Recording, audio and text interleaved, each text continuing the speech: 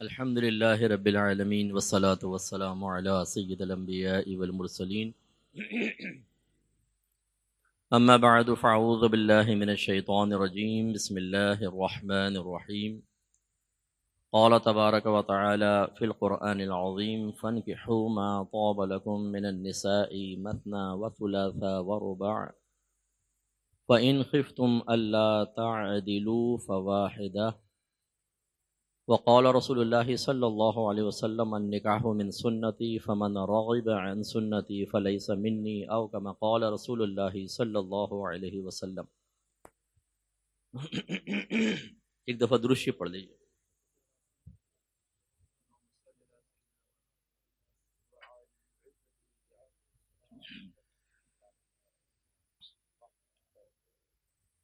علماء کرام ارشاد فرماتے ہیں کہ جب کسی عالم دین کا بیان ہو تو تمام تر غیر ضروری ایکٹیویٹیز ترک کر کے بیان کی طرف کامل طور پہ متوجہ ہوں تاکہ سیکھنے کا موقع ملے اور بیان سنتے ہوئے ہم کسی غلط فہمی کا شکار نہ ہوں، کیونکہ عدم توجہی کی بنا پر بعض اوقات جائز ناجائز اور ناجائز جائز سنتا ہے۔ اس لیے تھوڑی سی توجہ چاہوں گا۔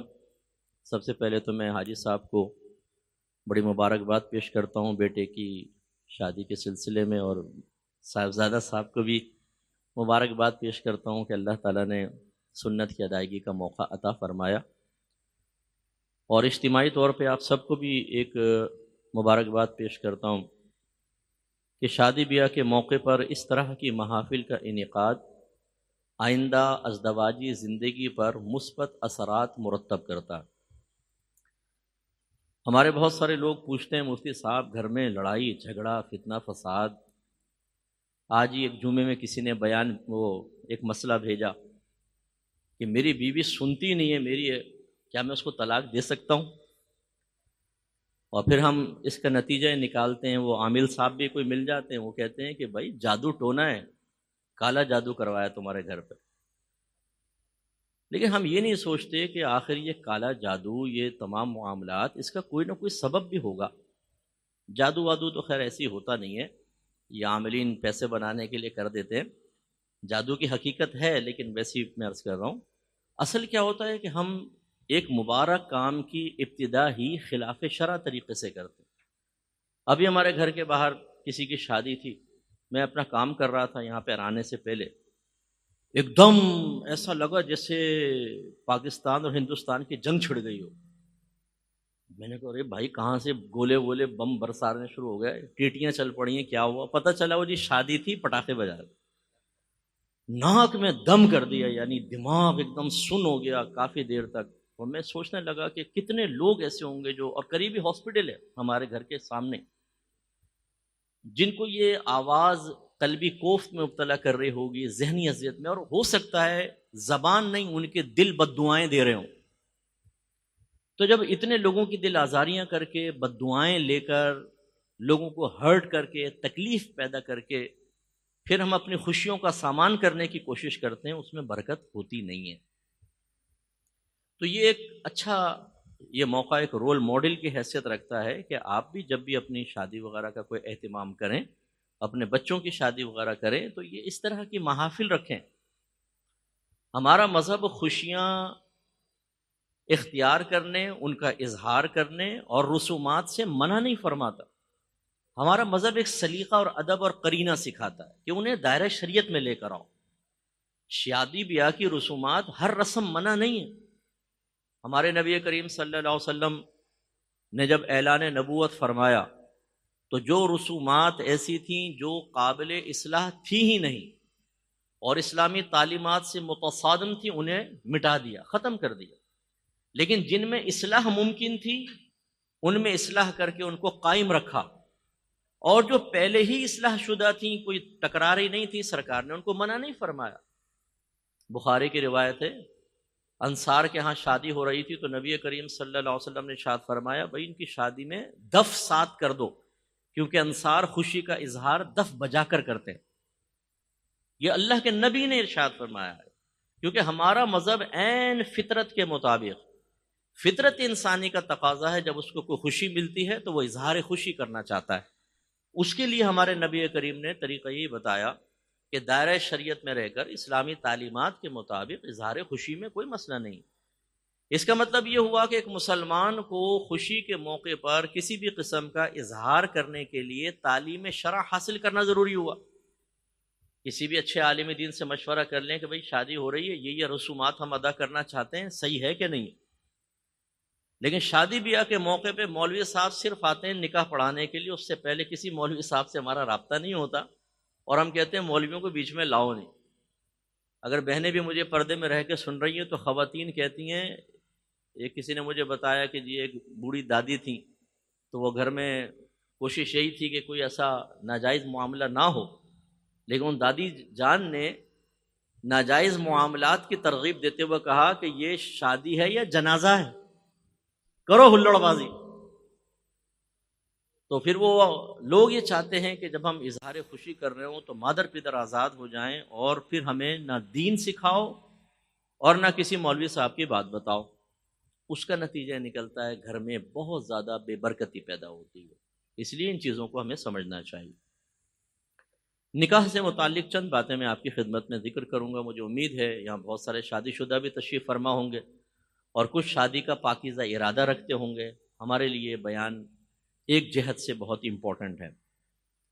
اللہ تعالیٰ نے نکاح کے جواز کو یوں بیان فرمایا، فَانْكِحُوا مَا طَابَ لَكُم مِّنَ النِّسَاءِ، تمہیں جو عورتیں اچھی لگیں تم ان سے نکاح کر سکتے ہو. مثنا و ثلاثا و رباع، دو دو سے، تین تین سے، چار چار سے. ہمارے مرد حضرات جب دو نکاح، تین نکاح، چار کا سنتے ہیں تو ماشاءاللہ ٹوتھ پیسٹ کا استعمال ظاہر ہوتا ہے، دانت کھل جاتے ہیں. جی شریعت نے ہمیں 4 شادیوں کی اجازت دی ہے. درشی پڑھ لیجیے، اللہم صلی علی سیدنا مولانا محمد وعلی آل سیدنا مولانا محمد.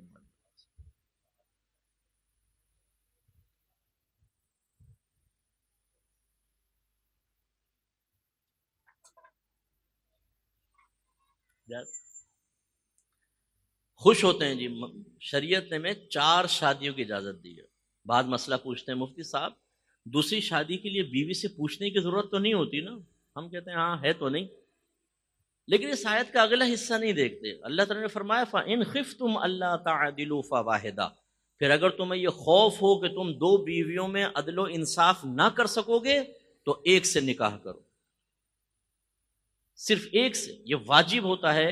اچھا اب جو 2 شادیوں کا متمنی ہے وہ اپنے سر کے بال سارے ختم کروانا چاہتا ہے، بہت جلدی گنجا ہونا چاہتا ہے، 2 بیویوں کے پارٹ میں پھنس کر حوا کی بیٹیوں کے بیچ میں آدم کا بیٹا پھنس جائے تو حال کیا ہوتا ہے. وہ تو پھر ساتھ بیٹا بیٹھ جاؤ گے تو بڑی مہربانی، سن لو تھوڑی سی بات، شاید آپ کو نفع ہو جائے، آپ کو بھی ہو جائے، ٹھیک ہے بعد میں کھنچوا دوں گا میں فوٹو جتنے مرضی کھینچ لیں. تو وہ مسئلہ کچھ نہیں پتا ہوتا کہ 2 بیویاں ہوں گی تو کس صورت میں عدل و انصاف ضروری ہے اور کس صورت میں اوپر نیچے بھی چل جاتا.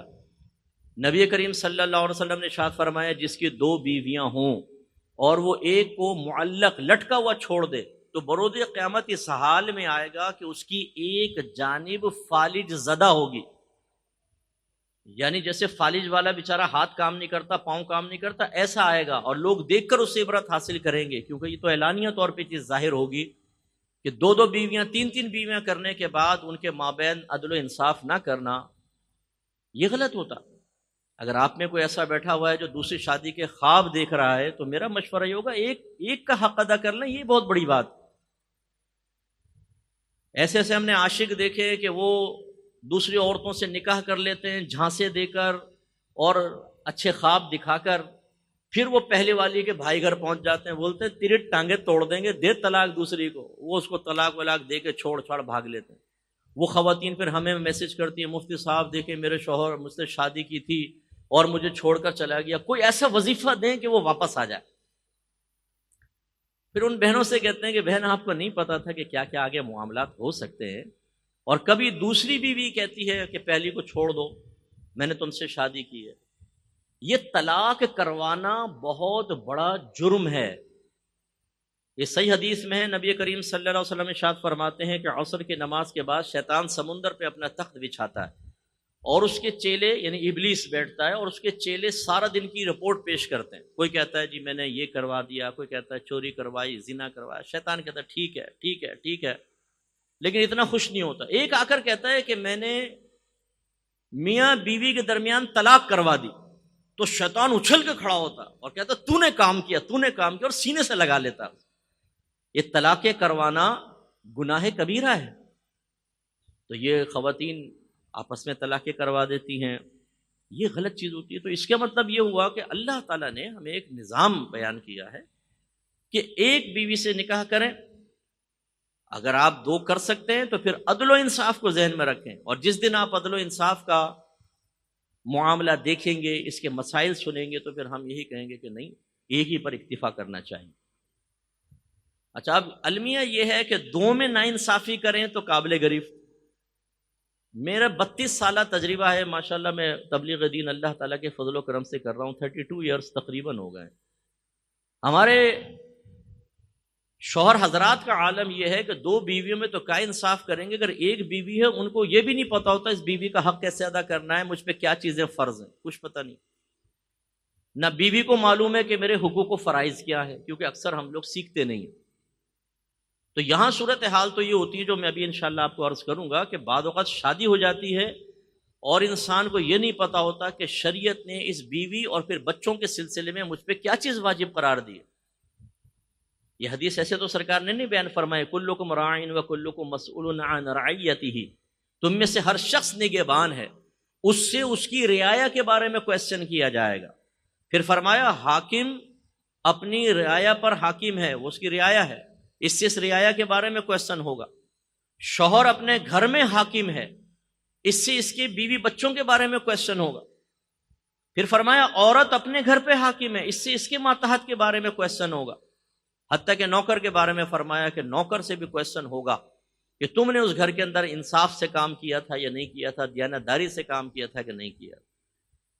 اب وہ کویسچن کیا ہوں گے جو شوہر سے بیوی اور بچوں کے بارے میں پوچھے جائیں گے، وہ انشاءاللہ میں آپ کو عرض کرتا ہوں. اس کا مطلب یہ ہوا کہ ایک سمجھدار آدمی تو شادی کرنے کے بعد اگر ایک بیوی ہے اس کے بارے میں اچھی طرح غور کر لے کہ مجھے اس کا حق کیسے ادا کرنا ہے، کون کون سے مجھ پہ فرائض ہیں.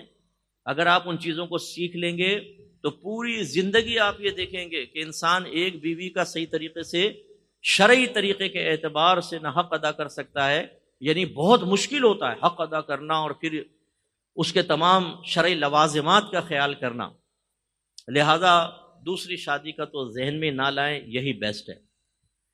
پھر میرے آقا صلی اللہ علیہ وسلم کی حدیث میں نے آپ کو عرض کی النکاح من سنتی فمن راغب عن سنتی فلیس منی. سرکار فرماتے ہیں نکاح میری سنت سے ہے، جو میری سنت سے بے رغبت ہوا وہ مجھ سے نہیں. اس کا شان ورود کیا ہے؟ شان ورود مانے سبب. یہ کیوں وارد ہوئی سرکار کی زبان اقدس سے یہ حدیث جاری ہوئی؟ اگر آیت کا سبب بیان کریں تو اس کو شان نزول کہتے ہیں، اور حدیث کا ہوتا ہے تو شان ورود یا شان صدور کہا جاتا ہے. یہ لفظ اگر یاد رہے تو ہوا یہ کہ 3 صحابی تھے، وہ سرکار کے گھر حاضر ہوئے. سرکار گھر میں نہیں تھے تو انہوں نے کسی زوجہ محترمہ سے سرکار کے گھر کے معمولات کے بارے میں کویسچن کیا کہ سرکار گھر میں کیا کیا کرتے ہیں. انہوں نے جو کچھ بتایا تو ان تینوں صحابہ نے اس کو بہت ہی کم گمان کیا کہ یہ تو بہت ہی کم عمل ہے مقدار کے اعتبار سے. لیکن انہوں نے آپس میں کہا کہ یہ تو اللہ کے، ہمارے سرکار تو اللہ کے نبی ہیں، اللہ نے تو آپ کے اگلے پچھلے تمام خلاف اولا امور کو بھی معاف فرما دیا ہے. گویا کہ انہوں نے کہا کہ نبی کریم اگر تھوڑا عمل بھی اختیار کرے تو کوئی مسئلہ نہیں ہے، ہمیں پھر الگ کوئی عمل اختیار کرنا چاہیے. لہٰذا ان میں سے ایک نے کہا کہ میں ساری زندگی شادی نہیں کروں گا، ایسی زندگی گزار دوں گا. دوسرے صحابی نے کہا کہ میں پوری رات عبادت کرتا رہوں گا، سوں گا ہی نہیں پوری زندگی. ایک روایت کے مطابق ایک صحابی، تیسرے صحابی نے کہا میں ساری زندگی گوشت نہیں کھاؤں گا. اب وہ ام المومنین سن رہی تھیں، وہ چلے گئے. جب سرکار تشریف لائے تو ام المومنین نے عرض کیا کہ اس طرح کہہ کر گئے. سرکار ان کے پاس پہنچے اور فرمایا کہ آپ لوگوں نے یہ کہا ہے؟ عرض کی کہ جی ہاں. فرمایا کہ میں اللہ تعالیٰ سے سب سے زیادہ ڈرنے والا ہوں، سب سے زیادہ صاحب تقویٰ ہوں، اس کے باوجود میں نکاح بھی کرتا ہوں، میں کھاتا بھی ہوں، روزہ بھی رکھتا ہوں، میں رات کو سوتا بھی ہوں اور نماز بھی پڑھتا ہوں۔ اور پھر فرمایا پھر یہ ارشاد فرمایا کہ ان نکاح من سنتی فمن رغب عن سنتی فلیس منی، کہ نکاح میری سنت سے ہے، جو میری سنت سے بے رغبت ہوا وہ مجھ سے نہیں۔ جس کی تفصیل علماء نے یہ بیان فرمائی کہ اگر کوئی شخص ایسا ہے جو بیوی کا حق ادا کرنے یعنی جسمانی تعلق قائم کرنے پر قدرت رکھتا ہے، بیوی کو رہائش، کھانا پینا اور لباس دینے پر قدرت رکھتا ہے، جس کو نان نفقہ کہا جاتا ہے، اور اگر وہ نکاح نہ کرے تو ایسا نہیں کہ کسی گناہ میں پڑے گا، نارمل حالت میں ہے، اس شخص کے لیے سرکار کا یہ فرمان ہے کہ اگر وہ نکاح نہ کرے تو مجھ سے نہیں، یعنی نارمل حالت میں کوئی تقاضائے نفسانی کا غلبہ نہ ہو، نارمل حالت میں ہے اور حقوق زوجہ ادا کر سکتا ہے، نان نفقہ دے سکتا ہے، تو پھر شادی کرنا اس کے لیے سنت موقدہ ہے۔ اب اگر دیر کرے گا تو سرکار نے اظہار ناراضگی فرمایا۔ اس سے ہمارے یہاں بیٹھے ہوئے کچھ وہ نوجوان بھی درس حاصل کریں جو ماشاءاللہ جوان ہو چکے ہیں، شادی کے قابل بھی ہیں، پیسہ بھی اللہ نے سب دیا، لیکن کہتے ہیں بھائی ابھی میں اس جھنجٹ میں نہیں پڑنا چاہتا، بیوی کو سنبھالو، بچے پیدا ہو گئے، بچے سنبھالو، ابھی میں چاہتا ہوں تھوڑا لائف سے انجوائے کروں، پھر دیکھ لیں گے۔ وہ ذرا اس حدیث کو دیکھیں، نبی کریم نے منع فرمایا، غیر ضروری تاخیر منع ہے۔ بلکہ فقہا کہتے ہیں کہ اگر کوئی شخص ایسا ہے کہ اس کو گمان ہے کہ اگر میں نکاح نہیں کروں گا، گمان، یقین نہیں، گمان ہے کہ نکاح نہیں کروں گا تو حرام کاموں میں جا پڑوں گا، زنا میں مبتلا ہو جاؤں گا، تو اس کے لیے نکاح کرنا واجب ہو جاتا ہے، یعنی اب نہیں کرے گا تو گناہگار۔ اور اگر اس کو یقین ہے کہ نکاح نہیں کروں گا تو ضرور زنا کے اندر مبتلا ہوں گا یا دیگر گناہوں کے اندر، تو نکاح کرنا فرض ہو جاتا ہے۔ جیسے ہمارے بہت سارے نوجوان روزانہ رات کو 2:30 بجے فیس بک پر بیٹھ کر کانٹے ڈال کے بیٹھے ہوئے، کوئی تو مچھلی شکار پھنسے گی، دوستیاں کی ہوئی ہیں لڑکیوں کے ساتھ، خراب قسم کے چیٹ چل رہے ہیں، نکاح کی طرف نہیں آتے، انجوائمنٹ چل رہی ہے جی رات کو۔ اچھا، فیک آئیڈیز بنائی ہوئی ہیں، ہے محمد اکرم، مجھے اتنی بڑی، لکھا ہوا زلیخا۔ اب وہ زلیخا لڑکیوں سے دوستی کر کے زلیخا مزے لے رہی ہے صاحب، دھوکہ، فراڈ، جھوٹ اور یہ نفسانی خواہشات کی تکمیل، اللہ کے خوف کو ایک طرف رکھ کر، اور پھر گھر والے کہیں کہ بیٹا نکاح کر لو، تو جی کر لیں گے، ابھی نہ مجھے ڈسٹرب کرو، ابھی میں لائف سے انجوائے کر رہا ہوں۔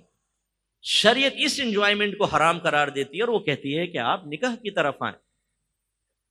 تو اس لیے وہ ماں باپ بھی اگر یہاں تشریف فرما ہے کہ بیٹا جوان ہو چکا ہے، اچھا جوان کب ہوتا ہے یہ بھی آپ کو بتا دوں، ہمارے مذہب اسلام کی روشنی میں ایڈلٹ 15 ایئرز اولڈ کو کہتے ہیں، 15 سال کے بعد آدمی بالغ ہو جائے گا، جبکہ انٹرنیشنل لا کے مطابق 18 ایئرز اولڈ جو ہوتا ہے وہ بالغ ہوتا ہے، ایڈلٹ ہوتا ہے۔ چلے انٹرنیشنل لا لے لیں، پاکستان کا لا لے لیں، 18 سال کا لڑکا بالغ ہو چکا ہے، اور بالغ ہونے کے بعد اگر اس کو اللہ نے پیسہ دیا ہے، وہ جسم اس کا صحیح ہے، وہ جسم حق کے زوجہ ادا کر سکتا ہے، تو پھر اس کو فوراً اس کا نکاح کرنا چاہیے۔ جیسے میمن کمیونٹی میں آپ نے دیکھا ہوگا، وہ ینگسٹرز کا کر دیتے ہیں، چھوٹے چھوٹے بچوں کا۔ وہ بعض اوقات ایسا ہوتا ہے کہ ابا جان اور بچہ ساتھ آتے ہیں، بچہ جوان ہو جاتا ہے تو لوگ کہتے ہیں یہ آپ کا چھوٹا بھائی ہے، وہ اتنے ینگ ہوتا ہے، اور یہ بڑی آئیڈیل سچویشن ہوتی ہے۔ چلیں اس سے تھوڑا 1-2 سال اور آگے لے لیں، 20 سال 22 سال، غیر ضروری تاخیر نہیں۔ یہ توریت شریف کے اندر مسئلہ لکھا تھا اور ہماری شریعت نے اس کو قائم رکھا ہے کہ اگر کوئی لڑکی جوان ہو جائے اور اس کا باپ اس کا نکاح نہ کرے اور پھر وہ گناہ کرے تو اس کا گناہ اس کے باپ کے نام اعمال میں بھی لکھا جائے گا۔ ایسے ہی لڑکوں کا مسئلہ ہوتا ہے کہ اگر لڑکے جوان ہو چکا ہے آپ اس کی شادی کریں، اگر نہیں کرتے آپ شادی اور وہ پھر گناہوں کے اندر مبتلا ہوتا ہے اس وجہ سے، تو پھر اس کا وبال والد پر بھی ہوگا۔ اچھا، بعض ہمارے گھروں میں اب یہ مجبوریاں بھی ہیں، بہنیں ہوتی ہیں، تو گھر والے کہتے ہیں تمہاری شادی پہلے نہیں ہوگی، تمہاری بہنوں کی پہلے ہوگی پھر تمہاری ہوگی۔ وہ اب بیچارہ وہ کماتا ہے، کیونکہ ماں کو بھی پتا ہوتا ہے کہ کالی سر والی آ گئی تو وہ بیٹے کو کبھی بھی پیسہ یہاں نہیں دینے دے گی، اس لیے وہ کہتی ہے کہ بیٹا تمہیں تھوڑی قربانی دینی پڑے گی، تم ابھی شادی نہیں کرو، پہلے بہنوں کی ہو جائے، تاکہ وہ پیسہ دیتا رہے، ورنہ تو بیوی آ کے پیسے سے روک دے گی۔ اس میں پھر نوجوان جو ہوتے ہیں اب تقاضائے نفسانی بلوغت کے بعد تو انسان کی طرف اللہ کی طرف سے متوجہ ہوتا ہے، یہ فطرت انسانی کے اندر رکھ دیا ہے، یہ نظام قدرت ہے۔ تو اب وہ نوجوان جب شادی کے ذریعے تو ہو جاتی ہے، تکمیل نہیں ہوتی، پھر وہ کرتا ہے اپنے آوارہ گرد دوستوں کے ساتھ پروگرام بنتے ہیں غلط چیزیں دیکھنے کی، زنا کے، خراب قسم کے معاملات کے، اور وبال والدین پر بھی ہوگا۔ یہ خدشات اپنے مقام پر، لیکن اگر بیٹا غلط قسم کی ایکٹیویٹیز میں جا سکتا ہے تو ماں باپ کو ہر قسم کے خدشات کو ایک طرف رکھ کر اس کی شادی کرنی چاہیے۔ یہی ہمارے شریعت کا مزاج۔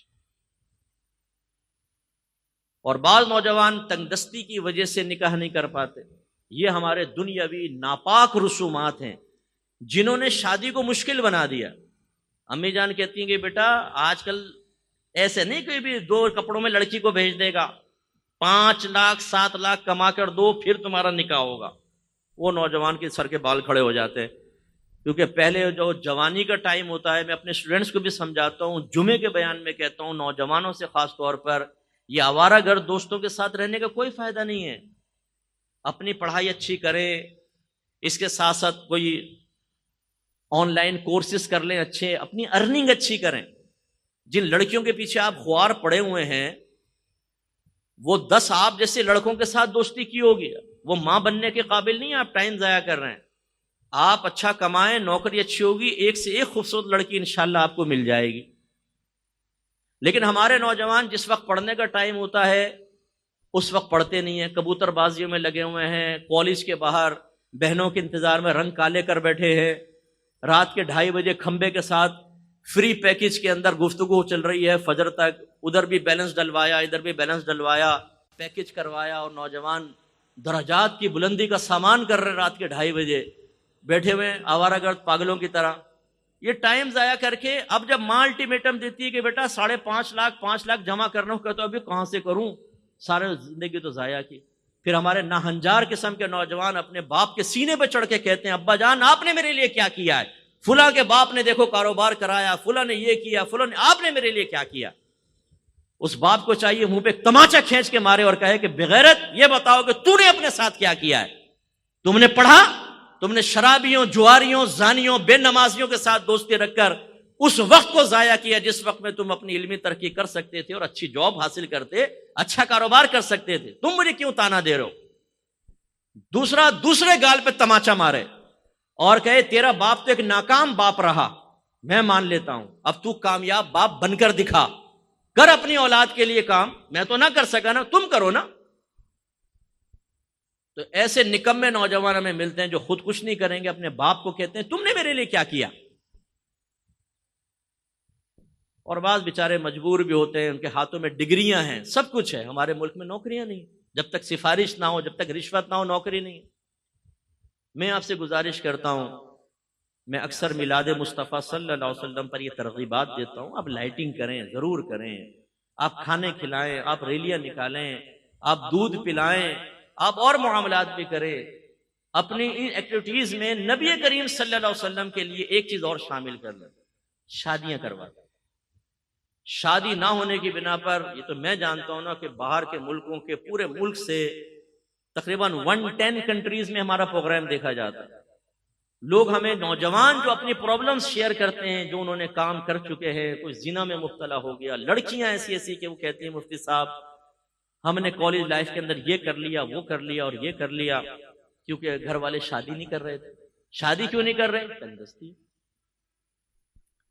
تو ایسے ایسے پھر گناہ کے اندر نوجوان مبتلا ہو جاتا ہے۔ تو ہم یہ گزارش کرتے ہیں کہ آپ کوشش کریں کچھ بچیوں کی شادی کر دیں، کچھ لڑکوں کی شادی کر دیں۔ میں نے ایک جگہ ترغیب دی، میں نے کہا بھئی آپ اگر 1 لاکھ کی لائٹنگ کرنا چاہتے ہیں، 25,000 کی لائٹنگ کریں، 75,000 میں 2 لڑکیوں کی شادی کر دیں، تو بیچاروں کا گھر بھی بس جائے گا، بعد میں بھی تھوڑی بہت کفالت آپ کر لیجیے گا وغیرہ وغیرہ۔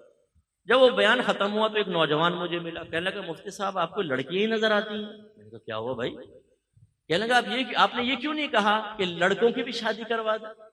میں دیکھیں جوان ہوں، اتنے عرصے سے بیٹھا ہوں، امی جان نے کہا ہوا ہے 5 لاکھ کما کر دے گا تو شادی ہوگی، نہ 5 لاکھ ہے نہ شادی ہو رہی ہے، تو ذرا ترغیب میں لڑکے بھی شامل کر لیا کریں۔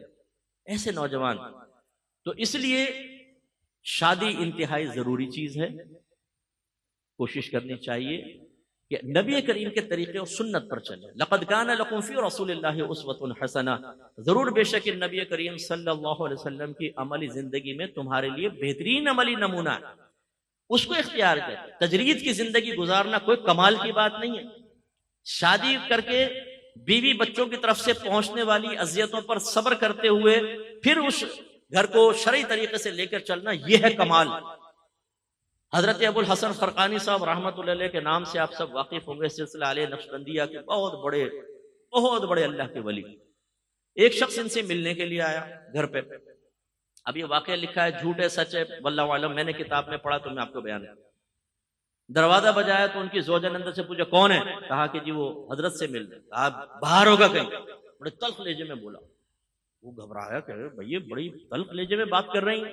خیر نکلا، وہ جنگل کے لوگوں سے پوچھتا بتایا جی جنگل کی طرف گئے تھے. حضرت جنگل کی طرف چلا تو دیکھا دور سے حضرت ایک شیر پر بیٹھے ہوئے تشریف لا رہے ہیں. کرامت. اس نے دیکھا، قریب گیا، دست بوسی کی، حضور آپ شیر پر اور گھر میں زوجہ کا یہ معاملہ.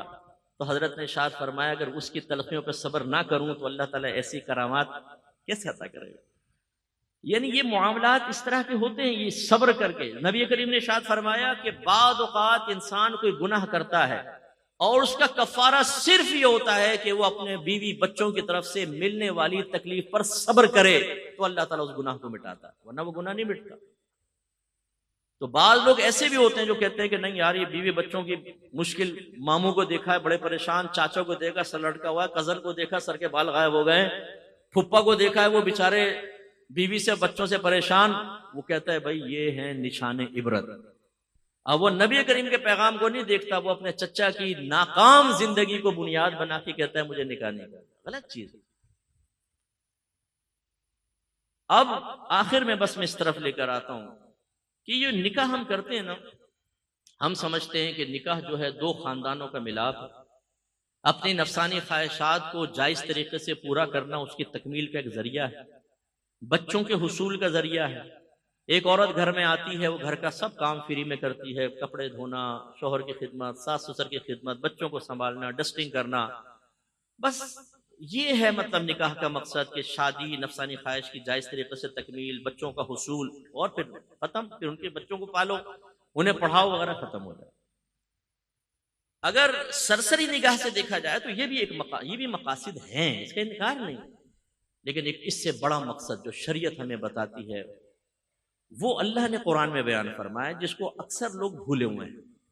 یا ایھا الذین آمنوا قوا انفسکم واہلیکم نارا وقودھا الناس والحجارہ. اے ایمان والو، اپنے آپ کو اور اپنے گھر والوں کو جہنم کی اس آگ سے بچاؤ جس کا ایندھن آدمی اور پتھر ہیں. اپنے آپ کو جہنم کی آگ سے بچانے کا مطلب کیا ہے؟ علماء فرماتے ہیں کہ انسان فرض علوم سیکھے، جو سیکھنا فرض ہے وہ سیکھے، اس کے تقاضے کے مطابق عمل کرے، گناہوں سے بچے، نیک اعمال کا ارتکاب کرے تو گویا کہ جہنم سے آزاد.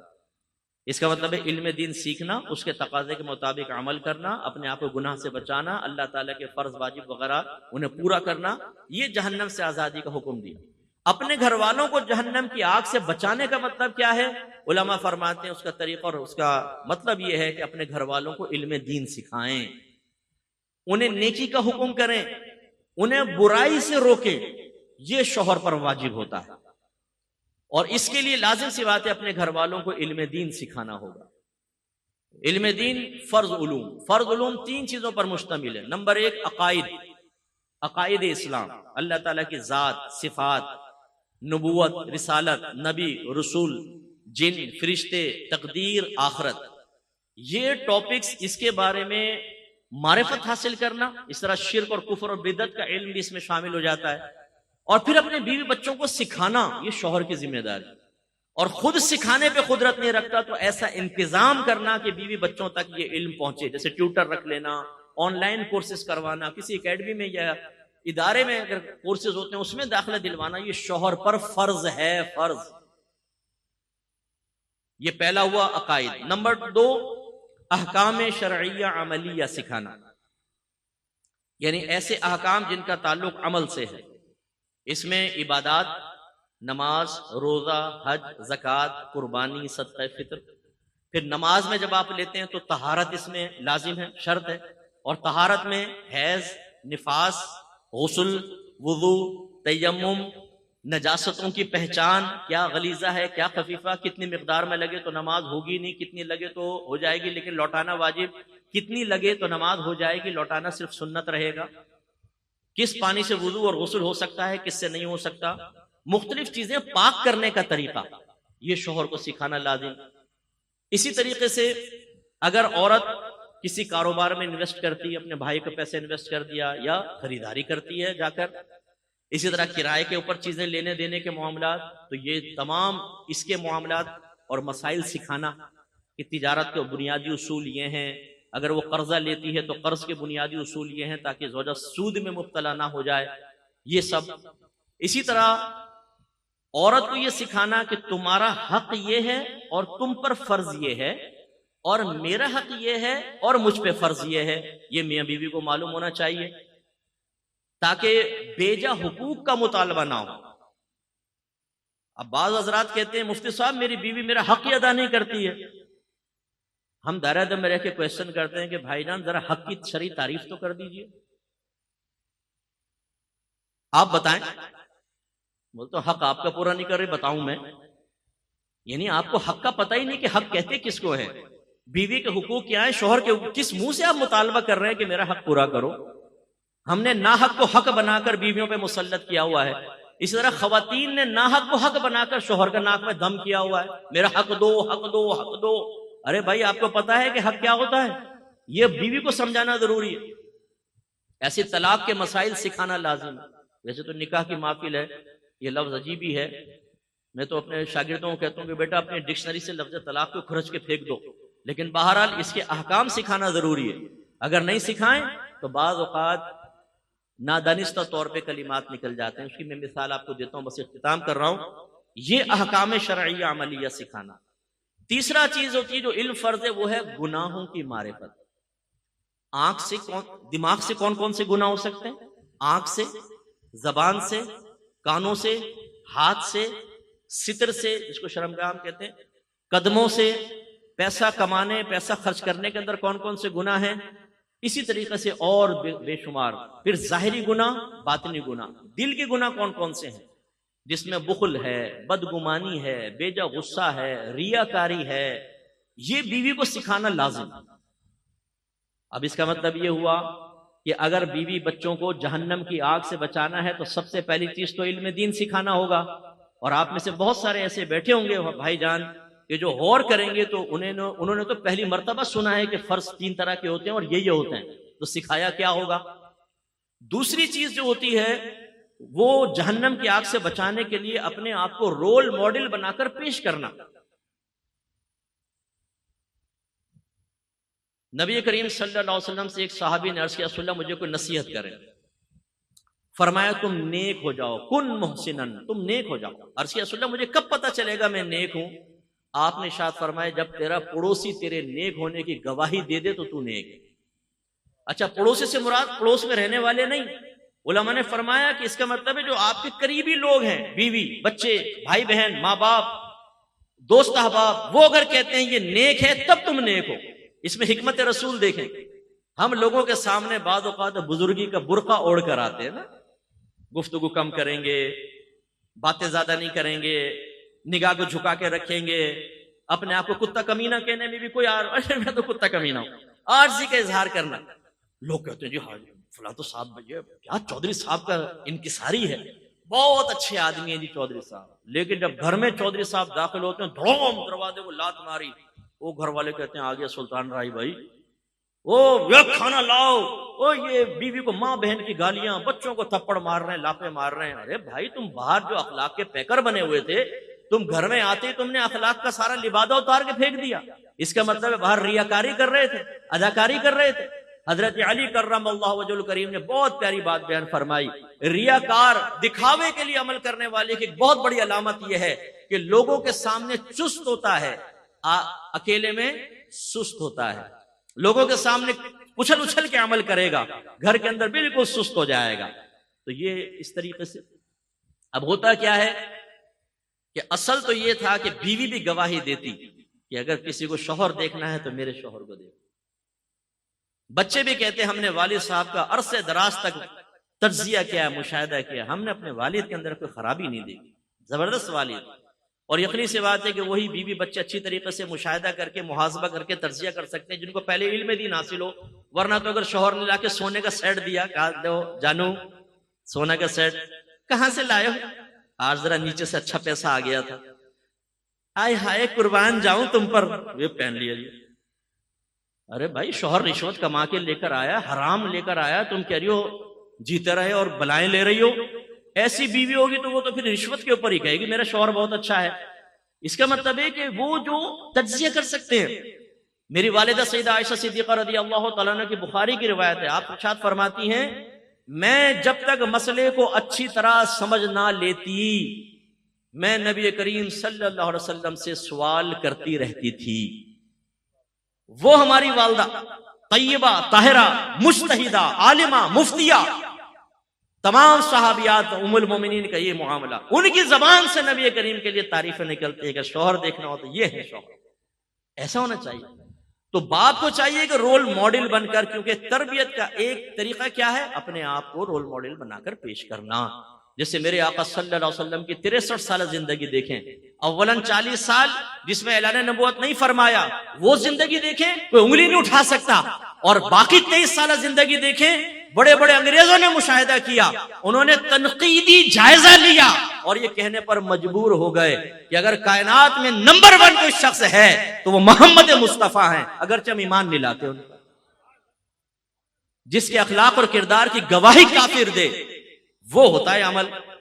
اب ہمارا کیا ہوتا ہے، وہی جیسے میں نے کہا، گھر میں آئیں گے گناہ کر رہے ہیں بچوں کے سامنے، فجر کے اندر پڑا ہوا باپ ہی خراٹے لے رہا ہر تو کیا بیوی اٹھ کے نماز پڑھے گی، کیا بچے نمازی ہوں گے؟ آپ نے اپنے عمل سے اپنے گھر والوں کو گناہ کبیرہ پر دلیر کر دیا.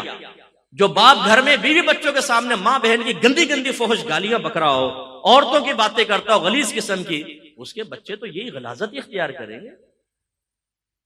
جو باپ اپنی اولاد کو درس دیتا ہو کہ بیٹا آج کل حلال میں گزارا نہیں ہوتا، یہ تم کن مولویوں کے ساتھ بیٹھنے لگا ہے، مولویوں کے ساتھ بیٹھے گا تو روڈ پہ بھیک مانگے گا. اپنے ابا کو دیکھ کتنا چہرے پر حرام کھا کھا کے نور آیا ہوا ہے، تجھے بھی یہ کام کرنا ہے. اپنے چاچا کو دیکھ، اپنے دادا کو دیکھ، بیٹا کہتا ہے ابا جان بے فکر رہے ہیں، آپ ہی کی سنت پر عمل کروں گا، خوب حرام کماؤں گا. باپ اپنے ہاتھ سے اپنی اولاد کو گناہ کبیرہ پہ لگاتا ہے اور اپنے لیے بڑا گناہ جاریہ کرتا ہے. میدان معاشر میں یہی اولاد اور یہی بیوی ہوگی جو باپ کو اللہ کی بارگاہ میں کھڑا کر کے کہیں گے کہ اللہ تعالیٰ اس سے ہمارا حساب و کتاب دلوا. سرکار فرماتے ہیں ایک باپ کو میدان معاشر میں لایا جائے گا، اس کے بیوی بچے سامنے کھڑے کیے جائیں گے، وہ کہیں گے یا رب کریم اس کو پکڑ، اس کی گریف فرما، اس لیے کہ یہ حرام کما کر لاتا تھا اور ہمیں حرام کھلاتا تھا، اگر حلال کھلاتا تو ہم حلال کھاتے. تو اللہ تعالیٰ ان کے گناہ اس شخص کے نام اعمال میں ڈال دے گا، لیکن معاملہ بھی پورا نہیں ہوگا، پھر اس کی نیکیاں نکال کر بیوی بچوں کے نام اعمال میں ڈال دے گا. بیوی بچے جنت میں جائیں گے اور اللہ کی طرف سے حکم ہوگا اس کو جہنم میں پھینک دیا جائے. اس وقت ایک فرشتہ ندا کرے گا لوگوں دیکھو یہ وہ شخص ہے جو اپنے بیوی بچوں کی وجہ سے جہنم میں چلا گیا. شادی کرنا آسان کام ہے، رول ماڈل بننا آسان کام ہے، اپنے آپ کو قربان کرنا پڑتا ہے. ہم تو شادی بھی ہمیں بھی ٹیڑھی ٹیڑھی آنکھوں سے ادھر ادھر دیکھ رہے ہوتے ہیں کوئی نظر آ جائے، پھر وہ بیوی کی کوہنیاں بڑی اسی لیے عورتوں کی تیز ہوتی ہیں، وہ ہوتی یوں ایک مارتی، کہاں دیکھ رہے ہو؟ نہیں میں تو ویسے بہن کی نیت سے دیکھ رہا تھا. حرکتیں ہماری ایسی ہوتی ہیں، اپنے بچوں کو جھوٹ سکھا رہا ہوتا ہے باپ، بیٹا جھوٹ بولو، جھوٹ کے بغیر گزارا نہیں ہوتا. پڑے میں میچ دیکھ رہے ہیں، فون آ گیا، بول دے ابا باہر ہے. وہ بیٹا کہتا ہے جی ابا تو باہر گئے ہیں صبح سے، آؤٹ آف سٹی ہیں. وہ بیڈ کا نام رکھ دیا آؤٹ آف سٹی، اب آؤٹ آف سٹی بیٹھا ہوا، کمرے کے باہر لکھ دیتے ہیں حیدرآباد. کراچی میں فون آیا، کہتے ہیں حیدرآباد گیا ہوں، حیدرآباد میں تو بیٹھے ہی ہے. یہ جھوٹ اور دھوکہ اپنی اولاد کو سکھا رہے ہیں آپ. پھر یہی اولاد کہتی ہے ابا جان آپ نے ہی تربیت کی ہے، بے فکر رہے. اب یہ ہتھیار ان قریب آپ کے خلاف بھی استعمال ہوں گے. جو ماں اپنی بیٹی کو بدتمیزیاں سکھا رہی ہوتی ہے، ساس سے بدتمیزی کرو، یہ تمہاری دادی جو ہے نا اللہ اس کو اٹھا لے، اور اس کو نہیں اسی کو اٹھا لے، چڑیل ہے چڑیل، یہ تمہاری پھپھیاں چڑیل ہیں، بچوں کے دلوں میں زہر بھر رہی ہوتی ہیں بڑوں کے. ایک وقت آتا ہے کہ بچوں کی نگاہوں سے اس ماں کی عظمت بھی ختم ہو جاتی ہے. ماں جھوٹ سکھاتی ہے بیٹی کو، دیکھو تمہارا بھائی آئے نا، جو میں کہہ رہی ہوں میری ہاں میں ہاں ملانا. ٹھیک ہے امی جان. اب بیچاری بہو نے سارا دن کام کیا ہوتا ہے، وہ بیٹا آیا ادھر آؤ، وہ بیچارہ کمرے جانے سے پہلے ہی ادھر مڑ جاتا. جی امی یہ تمہیں کوئی فیصلہ کرنا پڑے گا، تمہاری بیوی سارا دن بیڈ پہ لیٹی رہتی ہے، کام نہیں کرتی ہے. پھر بچیوں کو کہتی ہے بولو بتاؤ بھائی کو. ہاں ہاں ہاں ہاں. جھوٹ، ماں جھوٹ بلوا رہی.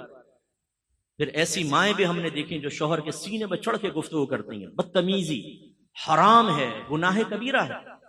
وہ اپنی بچیوں کو بھی کہتی ہیں کہ بیٹا اسی طرح شوہر کے اوپر غلبہ پایا جاتا ہے، حالانکہ یہ حرام اور گناہ کبیرہ ہے. شوہر کا ادب اور احترام کرنا چاہیے، شوہر کا بہت بڑا حق ہے. ایک بچی تھی وہ شادی نہیں کرتی تھی، اس کے والدین لے کر آئے نبی کریم کے پاس کچھ سمجھائیں. سرکار نے اس بچی سے پوچھا تم شادی کیوں نہیں کرتی؟ اس نے کہا پہلے یہ بتائیے کہ شوہر کا مجھ پر کیا حق ہے. رحمت کونین صلی اللہ علیہ وسلم نے ارشاد فرمایا کہ شوہر کا بیوی پر حق یہ ہے کہ فرض کر لو اگر اس کا پورا بدن خون اور پیپ سے بھرا ہو اور عورت زبان سے چاٹ کر اس کے بدن کو صاف کر دے تب بھی اس کا حق ادا نہیں کر سکتی. یعنی قابل کراہت چیز ہے. سمجھایا یہ کہ شوہر کی طرف سے کتنی بھی ناگواریاں ہوں برداشت کر لو، یہ ہے شوہر کا حق. پھر یہ نہیں کہ شوہروں کو شترے بے مہار چھوڑ دیا، وہ آخرت میں اللہ کی بارگاہ میں جواب دیں گے. آخری خطبے میں سرکار نے فرمایا اللہ نے کمزور مخلوق کو تمہارے تابع کیا ہے، ان کے معاملے میں ہمیشہ اپنے اللہ سے ڈرتے رہنا. تو جب سرکار نے بات بیان کی تو اس بچی نے کہا بس یا رسول اللہ یہی معاملہ ہے کہ میں سمجھتی ہوں میں اپنے شوہر کا حق ادا نہیں کر سکوں گی. تو سرکار نے ان کے ماں باپ سے فرمایا اس کو ایسے رہنے. ایک روایت میں ہے حضرت معاذ بن جبل رضی اللہ تعالیٰ عنہ یمن سے آئے تو وہاں پر اجمی لوگ اپنے بڑوں کو سجدہ کرتے تھے. آپ آتے ہی سرکار کی بارگاہ میں سجدہ ریز ہو گئے. سرکار نے فرمایا معاذ یہ کیا ہے؟ یا رسول اللہ میں نے اجمیوں کو دیکھا وہ اپنے بڑوں کی تعظیم میں ایسا کرتے تھے. سرکار نے فرمایا اندر ایسا نہ کرنا، سجدہ صرف اللہ کو روا ہے، کسی مخلوق کو نہیں. اور پھر فرمایا کہ اگر میں کسی مخلوق کو سجدہ کرنے کا حکم دیتا تو بیویوں کو حکم دیتا کہ اپنے شوہروں کو سجدہ کریں. اتنا حق ہے شوہر کا. لیکن ایک ماں بعض اوقات شوہر سے بدتمیزیاں کر کے زبان چلا کر دو بدو جواب دے کر اپنی بچیوں کو دلیر کر کے اور پھر ان کو گناہ جاریہ بنا رہی ہے. رول ماڈل بننا پڑتا ہے. ایک بہن نے مجھے فون کیا، رونے لگی فون کرتے. یہ خواتین کا بڑا معاملہ ہوتا ہے، کوئی بہن سن رہی تو ناراض نہ ہو.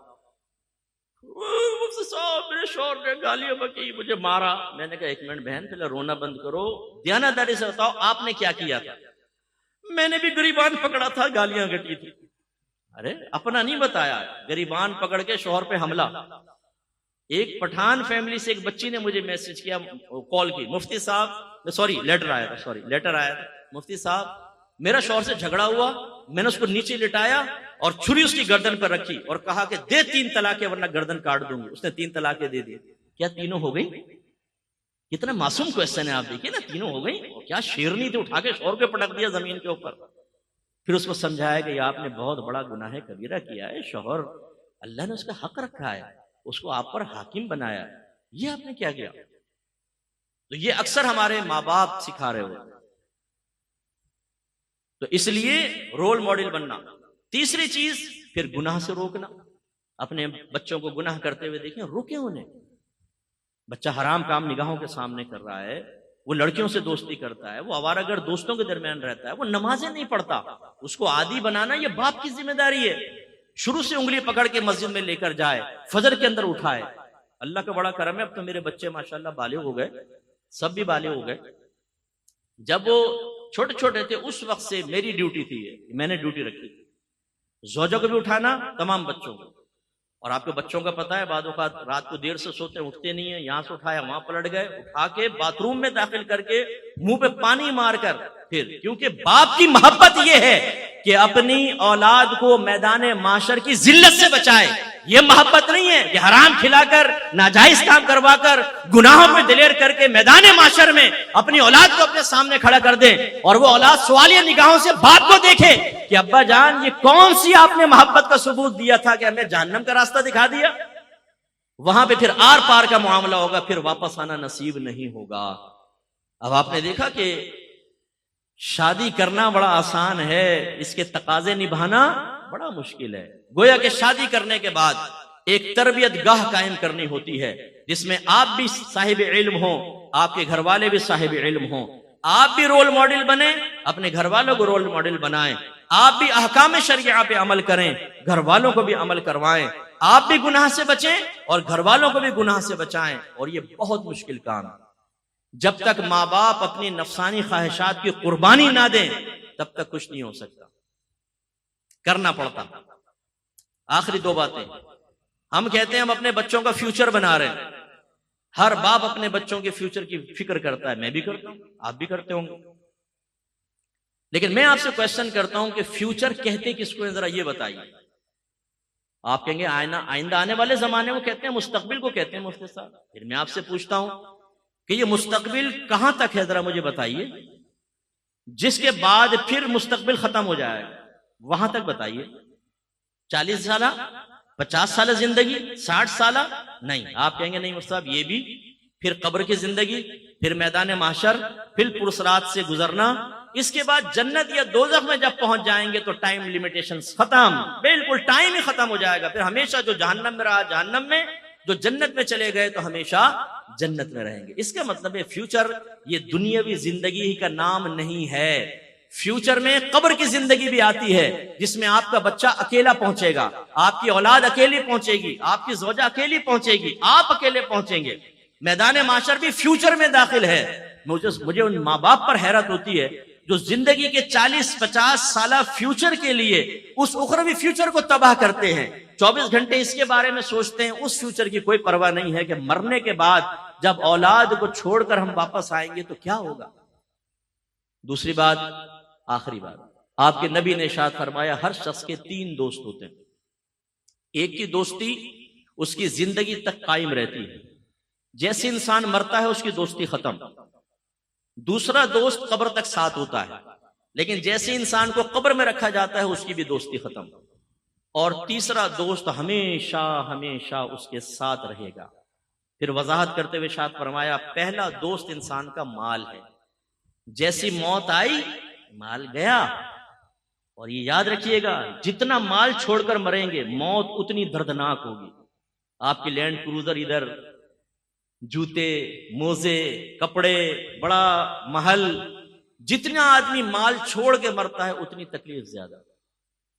آپ کے پاس 40,000 کا موبائل ہے، کوئی سنیچ کر کے لے جائے تو دکھ ہوگا نا، لیکن 1 لاکھ کا ہو تو، اور اگر 5 لاکھ کا بریف کیس چھین کر بھاگ جائے تو، اور اگر آپ کی دکان میں 2 کروڑ کی ڈکیتی کر کے چلے جائیں تو، جتنا زیادہ مال چھنتا ہے اتنی اذیت اور تکلیف زیادہ ہوتی ہے، جو ابھی ہمیں نہیں پتہ چل رہی ہے، موت کے وقت ہوگی۔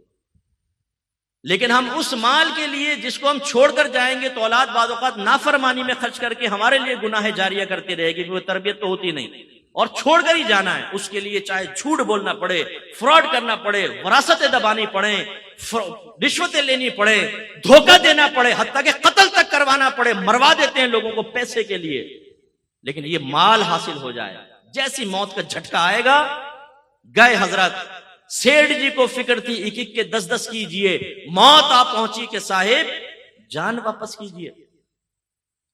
بنی اسرائیل کے ایک بہت سیٹ آدمی تھا، اس نے بڑا محل بنایا، بڑا مال جمع کیا، تخت کے اوپر پاؤں رکھ کر سوچنے لگا کہ اب تو میری 7 نسلیں بھی بیٹھ کے کھاتی رہے تو کمانے کی ضرورت، اتنا مال جمع کر لیا۔ اچانک محل کا دروازہ بجا، اس نے خادم سے کہا جا کر دیکھو کون جاہلانہ طریقے سے بجا رہا ہے۔ وہ گئے تو دیکھا پورے پھٹے پرانے حال میں فقیر کھڑا ہے۔ انہوں نے کہا کیا بات ہے؟ کہا اپنے مالک کو میرے پاس بلاؤ۔ کہا کہ تیرا دماغ خراب ہے، ہمارا مالک تیرے پاس آئے گا، بھاگ یہاں سے۔ اندر گئے، مالک نے پوچھا کون تھا؟ یہ حضور ایک فقیر تھا، آپ کو وہاں بلا رہا تھا۔ فرمایا مجھے؟ تم نے مزہ نہیں چکھایا اس کو؟ پھر دروازہ زور سے بجا، خادم بھاگ کر گئے، کہنے لگے بھائی تو کیوں نوکری سے نکلوائے گا ہمیں، کیا چاہتا ہے؟ اس نے کہا اپنے مالک سے کہو میں ملک الموت علیہ السلام ہوں، اس کی روح قبض کرنے کے لیے آئے۔ وہ خادم کانپ گئے اندر۔ وہ آقا نے دیکھا، بولا کیا ہوا تمہاری حالت خراب کیوں؟ کہا حضور باہر تو ملک الموت علیہ السلام آپ کو لینے آئے۔ وہ بھی کانپ گیا، کہنے لگا ان سے کہو کسی اور کو لے جائے میری جگہ۔ ملک الموت علیہ السلام اندر تشریف لائے، فرمایا جب موت کا وقت آتا ہے پھر ٹلتا نہیں ہے، لیکن مجھے اللہ نے حکم دیا ہے کہ مجھے تھوڑی سی تجھے میں مہلت دے دوں تو جو کرنا چاہتا ہے کر لے۔ اس نے کہا اچھا، سارا مال جمع کیا اور کہا اے مال، تجھ پہ خدا کی لعنت ہو جائے، تو نے مجھے غافل رکھا اور تیری مشغولیت میں اپنے اللہ کو راضی نہ کر سکا، تجھ پہ لعنت ہو جائے۔ اس مال کو اللہ نے بولنے کی طاقت عطا فرمائی۔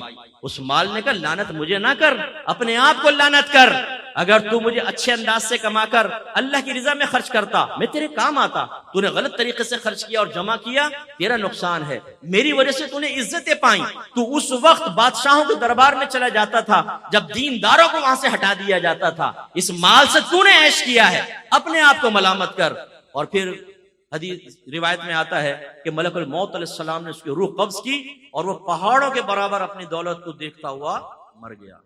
بے فکر رہیں، یہ عنقریب اعلان ہوگا، مفتی اکمل صاحب کا انتقال ہو گیا، فلاں کا انتقال، سنتے ہیں نا ہم، آپ کا میرا بھی مسجد کے مائک پہ اعلان ہو رہا ہوگا۔ ہم نے کون سا ایسا آب حیات خضر علیہ السلام سے لے کر پی لیا کہ ہمیں موت نہیں آئے گی، محلے والے مر جائیں گے ہم بچیں گے؟ بہت جلد موت آنے والی ہے، اس لیے اپنا محاسبہ کریں، اپنا احتساب کریں۔ جو شادی شدہ ہیں اپنی لائف کو شریعت کی طرف لے کر آئیں اور تقاضائے شریعت کو پورا کریں تو نجات ہوگی۔ تو سرکار نے ارشاد فرمایا پہلا دوست مال، پھر دوسرا جس کے لیے ہم کتنے گناہ کرتے ہیں، سرکار نے فرمایا دوسرا دوست رشتہ دار اور دوست احباب، ان کی دوستی قبر تک رہے گی، لیکن جیسے ہی آپ کو قبر میں رکھا جائے گا سرکار فرماتے ہیں اس کی دوستی بھی ختم۔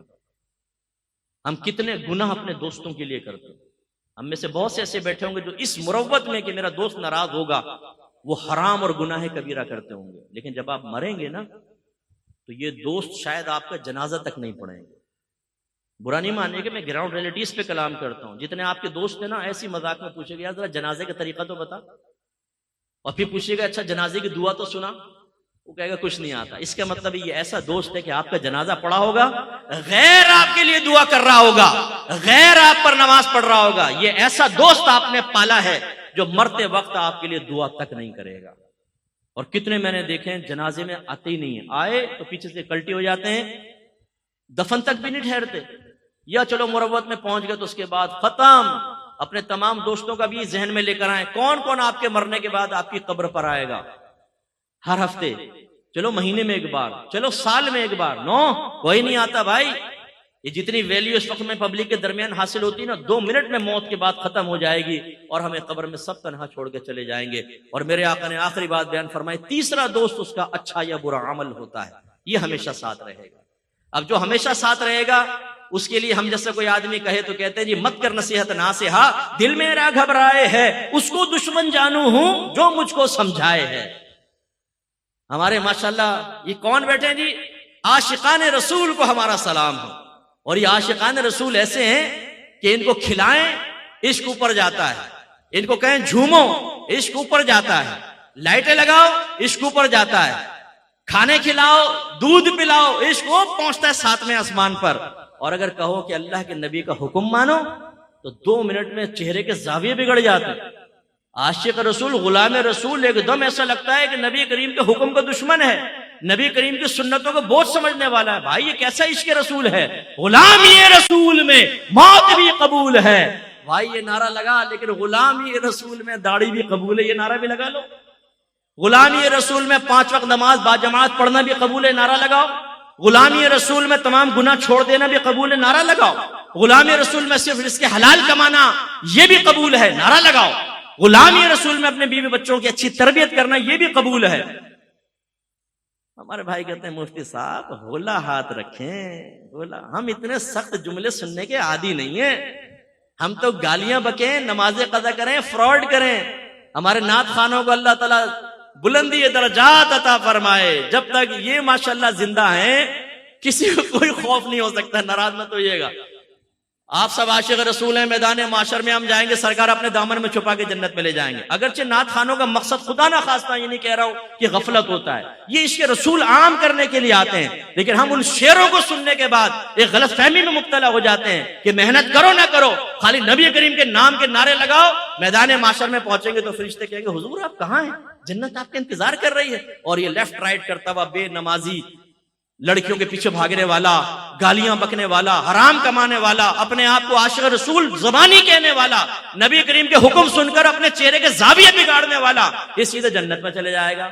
لائن میں کون لگے ہوں گے؟ مفتی صاحب، حساب دے رہے ہوں گے مفتی صاحب، کیا بولا تھا، کیا کہا تھا، کہاں سے کمایا تھا، سارا حساب تو داڑھی والے دیں گے، سارا حساب تو امامے والے دیں گے، سارا حساب تو نمازی دے رہے ہوں گے، ہمیں تو ملا ہوا سرٹیفکیٹ، بس عاشق رسول کہہ دو اپنے آپ کو، انشاءاللہ سیدھے جنت میں جاؤ گے۔ بھائی جان جنت اتنی آسان نہیں ہے، اتنی آسان نہیں۔ ہمارے نبی کرم فرماتے ہیں نا، آخری میں کرم فرماتے نہیں فرماتے، بولے رحمت للعالمین ہے۔ اگر ہرنی بھی بے چین ہو تو میرے سرکار بے چین ہو جاتے ہیں نا۔ سرکار ہمیں دیکھ رہے عقیدہ ہے، چاہیں تو اللہ کی عطا سے دیکھ سکتے ہیں، دل کے خطرات تک پر واقف ہے میرے آقا صلی اللہ علیہ وسلم، اللہ کی عطا سے چاہیں تو اس محفل میں تشریف لا سکتے ہیں، اتنا کرم۔